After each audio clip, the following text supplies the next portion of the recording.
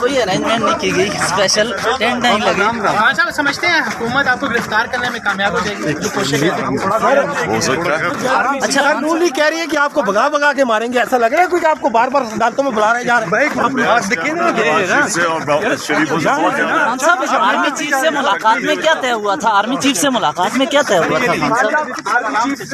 Army chief کی جو چل رہی ہے اس پر چودھری شجاعت کے ساتھ مشاورت ہو رہی ہے، آپ کے ساتھ کرے گا کوئی مشاورت یا بالکل سائڈ لائن کیا گیا آپ کو؟ اس کی مشاورت چودھری شجاعت کے ساتھ ہو رہی ہے۔ سر رانا ثناء کو گرفتار کر رہی ہے پنجاب گورنمنٹ۔ خان صاحب آپ کے بیانیے پر تو صدر مملکت بھی اعتماد کرتے نظر نہیں آ رہے۔ بڑے سارے لوگ ہم چلتے جاری کریں گے۔ تشویشناک ہے یہ سر پنجاب میں آپ کے حکم پر استعفے دیے جا رہے ہیں یا فون کالز آ رہی ہیں؟ آپ کے حکم پر پنجاب میں استعفے دیے جا رہے ہیں یا فون کالز آ رہی ہیں؟ پلاننگ ہو رہی ہے میری، اچھی پلاننگ۔ کیا رحمتی اللہ خان صاحب ہاشم ڈوگر صاحب نے استعفیٰ دیا تھا یا خود اس نے ذاتی وجوہات کی بنا پر استعفیٰ دیا ہے؟ کہاں جا رہے ہیں کہ خان صاحب ان سے خوش تھے؟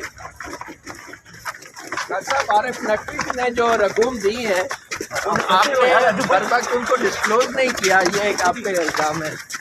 دیکھیے میں آپ کو ایک بات بتا دوں، جس وقت یہ ساری پارٹیز کی ہماری فنڈنگ اکٹھی دیکھی جائے گی، یہ میں آج آپ کو رائٹنگ میں دیتا ہوں کہ صرف ایک پارٹی کی لیگل پولیٹیکل فنڈ ریزنگ ہے، اس کا نام ہے تحریک انصاف، باقی ساروں کی 2 نمبر ہے۔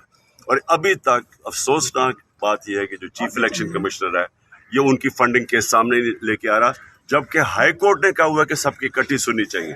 یہ اس لیے نہیں کر رہا کیونکہ یہ ان کا گھر کا آدمی ہے اور یہ ایک بائسڈ آدمی ہے، اور اس لیے اگر وہ سامنے لے آئے گا تو قوم کو پتہ چل جائے گا کہ کس کی لیگل پولیٹیکل فنڈ ریزنگ ہے، کس کی نہیں ہے۔